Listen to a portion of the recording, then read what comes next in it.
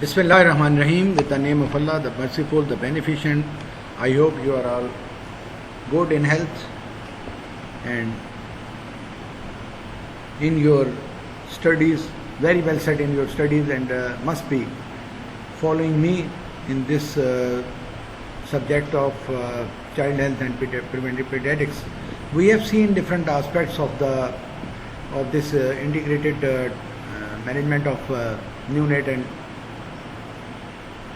childhood illnesses, and we have also seen certain key points which are to be implemented, are to be practiced, are to be worked on in our society or in our community. And now the remaining aspects, we try to be a little bit quick and we try to finish the things. I hope you are all well versed with the things going on. I have come to know that you have got problems in the availability of the lectures on YouTube. I believe in future those will be very well in time and very much synchronized, and you will not have any problems. It's a new system for all of us, we all know that, but still through your administration the job is done very finely and very nicely. First, today in this talk we will see the remaining aspects of IMNCI, and in the last talk of this topic or chapter or whatever we can say, we will see the benefits of breastfeeding and of course the handicaps of the artificial milk administration on the children. So first of all, the IMNCI strategy. The IMNCI strategy combines integrated, improved management of neonatal and childhood illnesses with the aspects of nutrition, immunization, and several other important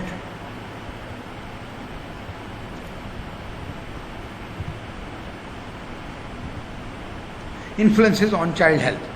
We all know that the leading diseases for which IMNCI is concerned is diarrhea, is ARI, is measles, is malnutrition. Of course, it is a condition where children are malnourished because of socioeconomic factors and certain other factors, certain illnesses. And Dr. Ghaffar Billu, who has been considered an authority in child health, has included the ear infections or ear diseases, mastitis and other ear problems in those leading illnesses for which child health is concerned, and has considered a part of IMNCI strategy in coming times. And the aims of IMNCI is to reduce the deaths of the children and to reduce the frequency and severity of illnesses and disability among the children under 5 years of age. We all know that, and we consider that the aim or the objective of the IMNCI should be to improve overall well-being or health of the babies, so that they can achieve good health and they will not be affected by the disease. The interventions currently included in IMNCI strategy is first is they have given 2 plans. That is why we have prepared this type of a talk or lecture today, because one is the prevention of the disease, that is maintenance of the good health, and then the second is the response to the sickness or the illness.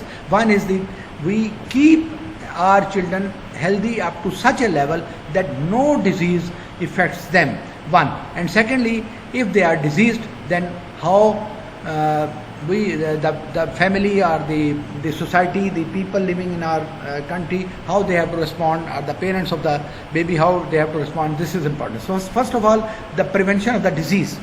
First of all, as I have told you, at the home we have home-based interventions to improve the health of the baby. To improve the health of the baby.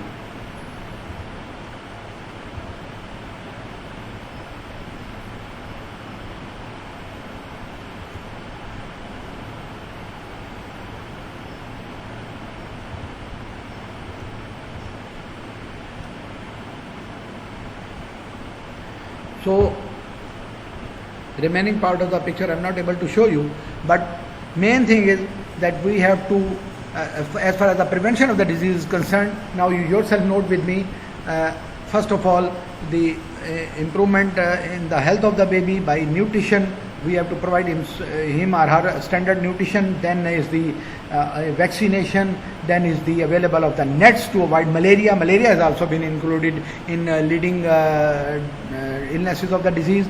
And then we have to keep the child on a better health lines, hygienic conditions, so that the baby avoids diarrhea and other illnesses, and the baby is very well much fit to save himself or herself from the diseases, particularly infection.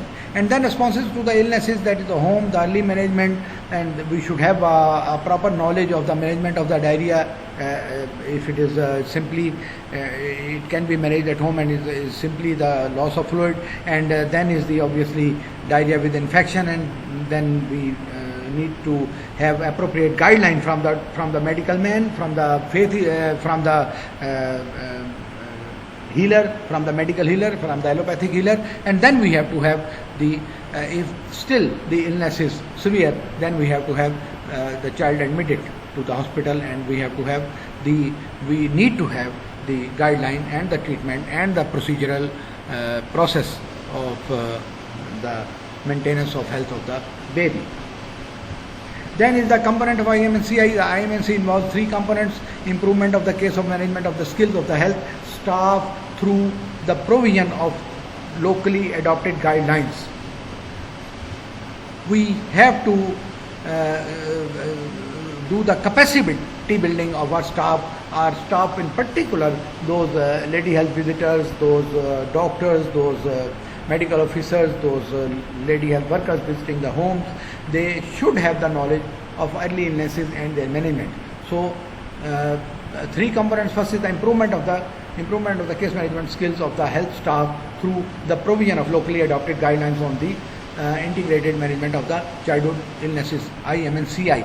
I mean to say that the standards good for Pakistan may not be very good in any other part of the world, so that we have to have the proper management of the children, and in Pakistan obviously the cleanliness problem, the temperature problem, the other problem, we have to train our staff so that they can give a proper good guidelines to the parents to manage their children. Improvements in the health system needed to allow effective management of the child illnesses. Obviously, sometimes we have got the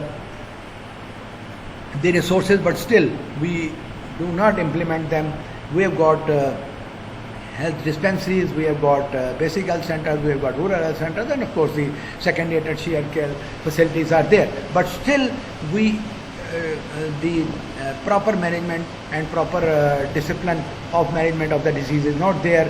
The diarrhea, ARI, malaria, or ear problems, or nutritional problems, there is nobody to guide them, and that is why those people suffer the severe illness. After mild illness, the babies go to the severe illness. Then is the improvement of family and community practices.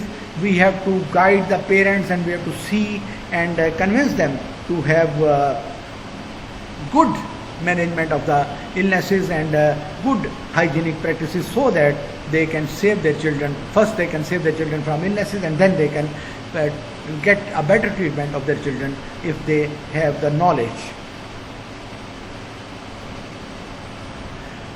I mean to say that through our meetings, through our placards, our pamphlets, our visitors, our home, lady health visitors, lady health workers, we prepare the families and community to adopt good hygienic practices for their children, the knowledge for their feeds, the better hygiene of the babies, and the knowledge for their feeding, the knowledge for the prevention of the illnesses, the knowledge for the contact or contagious diseases, so that they can save their children from such illnesses.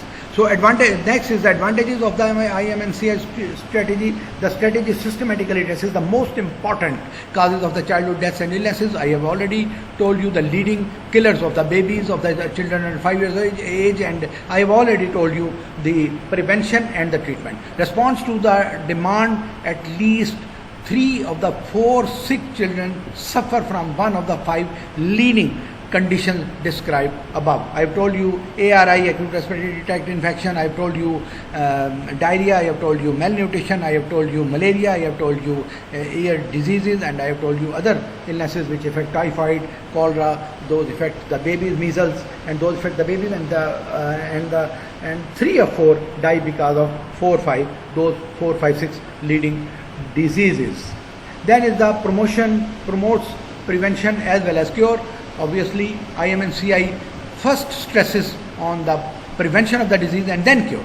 First is the prevention, the preventive measures, of course the hygienic conditions, the health status of the child, of the avoidance of the malnutrition, the nutritional care, and of course other cares and disciplines, hygienic disciplines of the baby have a major impact on the health status. And obviously, if prevention is better, then first is prevention is better than cure, and then it is cost effective. If with the money spent on the prevention of whole of the society may be less than the treatment of the illness of the 10% of the society members.